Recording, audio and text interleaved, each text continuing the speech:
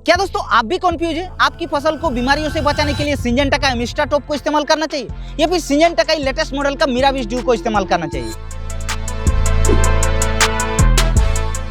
एक तरफ है सालों से भरोसेमंद एक फफूंदनाशक जो कि फंगस को खत्म करके आ रहा है सिंजेंटा का एमिस्टा टॉप, और एक तरफ है सिंजेंटा का लेटेस्ट मॉडल का एक ऐसा फफूंदनाशक जो कि मिराविस ड्यू। और आखिर इन दोनों में क्या केमिकल कंपोजिशन दिया गया है, आपके लिए कौन सा फंगिसाइड सही है, और सबसे बड़ी बात कि आपका पैसा कौन सी प्रोडक्ट के ऊपर लगाना है, इसको जानना बहुत ही जरूरी है। तो आज हम इस दोनों का डिटेल कंपैरिजन बात करेंगे। आखिर इनमें से आपके लिए कौन सा परफेक्ट है, चलिए आपको बताते हैं। तो सबसे पहले जान लेते हैं दोस्तों इस दोनों प्रोडक्ट के अंदर आखिर टेक्निकल क्या दिया गया है, आखिर केमिकल कंपोजिशन क्या दिया गया है। सबसे पहले सिंजेंटा का एमिस्टा टॉप की अगर बात की जाए तो इसके अंदर जैसा कि आप लोग देख सकते हैं एजोक्सिस्ट्रोबिन 18.2% दिया गया है, और उसके साथ साथ डाइफेनाकोनाजोल जो कि 11.4% एससी फॉर्मुलेशन में दिया गया है, यानी कि सस्पेंशन कॉन्सेंट्रेट जो कि सफेद कलर का इस तरीके से लिक्विड जो है वो गाढ़े फॉर्म पे दिया गया है। अब दूसरी तरफ सिंजेंटा का मिराविस ड्यू के अंदर आप लोगों को जैसा कि देख सकते हैं पाइडीफ्लोमेटाफेन जो कि 7.5% और उसके साथ साथ डाइफेनाकोनाजोल 12.5% एससी फॉर्मुलेशन में दिया गया है, यानी कि दोनों प्रोडक्ट एससी फॉर्मुलेशन में दिया गया है। देखिए एजोक्सिस्ट्रोबिन एक स्ट्रोबिलिन ग्रुप का कंपोजिशन है, ये एक सिस्टमिक फंगिसाइड है जो पौधे के अंदर जाकर बीमारियों को ये रुकता है। लेकिन एजोक्सिस्ट्रोबिन अभी तक का सबसे बेस्ट कंपोजिशन वाला फंगिसाइड माना जाता है, इसलिए आज भी सिंजेंटा का एमिस्टा टॉप इतना अच्छा रिजल्ट दिखाता है क्योंकि इसके अंदर प्योर एकदम 100% जो एजोक्सिस्ट्रोबिन है वो दिया गया है। दूसरी तरफ है मिराविस ड्यू के अंदर पाइडीफ्लोमेटाफेन, ये एक लेटेस्ट मॉडल का फफूंदनाशक है और इसके अंदर एडाप्टिन टेक्नोलॉजी दिया गया है जो फंगस का पावर हाउस होता है उसको ये ब्लॉक करता है। देखिए सिंजेंटा का एमिस्टा टॉप स्पेशली धान के लिए इसको तैयार किया गया है, लेकिन हम लोग वेजिटेबल यानी कि सब्जी वर्गीय फसल में भी इस्तेमाल करता है। क्योंकि वेजिटेबल यानी कि सब्जी वर्गीय फसल में भी हम लोगों को रिजल्ट मिलता है।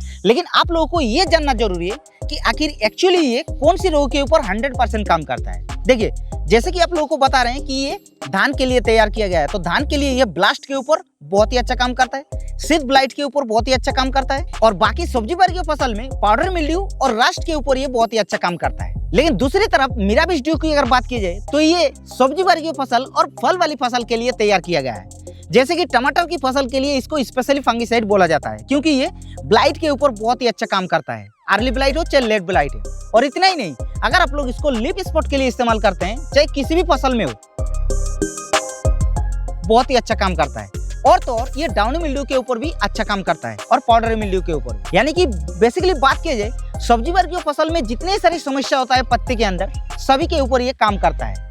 लेकिन ये फल के अंदर जो काले काले धब्बे लगता है जिसको एंथ्रेक्नोज बोला जाता है, फ्रूट रॉट नॉर्मली हम लोग बोलते हैं, उसके ऊपर भी मिराविस ड्यू बहुत ही अच्छा काम करता है। लेकिन इसमें एक खास बात क्या है कि इसके अंदर लेटेस्ट एक टेक्नोलॉजी दिया गया है जिसके कारण ये क्या करता है, जो बारिश के दिन में अगर इस्तेमाल करने के बाद बारिश आता है तो भी ये बहुत ही अच्छा काम करता है क्योंकि ये पौधे के अंदर बहुत ही जल्दी असर होता है और बहुत ही लंबे समय तक ये पौधे को बचा कर रखता है फंगस को।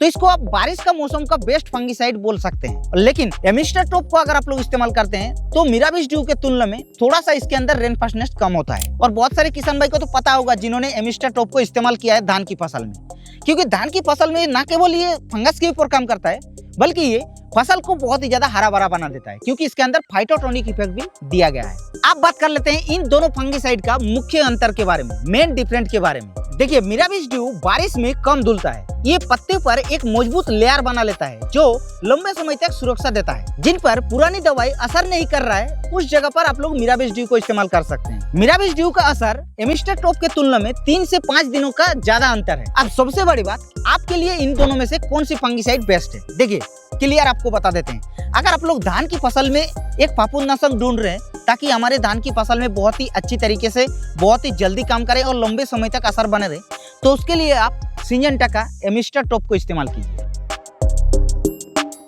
लेकिन अगर आप लोग सब्जी वर्गीय फसल में इस्तेमाल करना चाहें और ऐसा फंगिसाइड ढूंढ रहे हैं कि बहुत ही अच्छी तरीके से कंट्रोल करे फंगस को और लंबे समय तक असर बना रहे और बारिश के मौसम में भी अच्छी तरीके से फंगस के ऊपर काम करे, तो उसके लिए सिंजेंटा का मिराविस ड्यू आपके लिए बेस्ट है।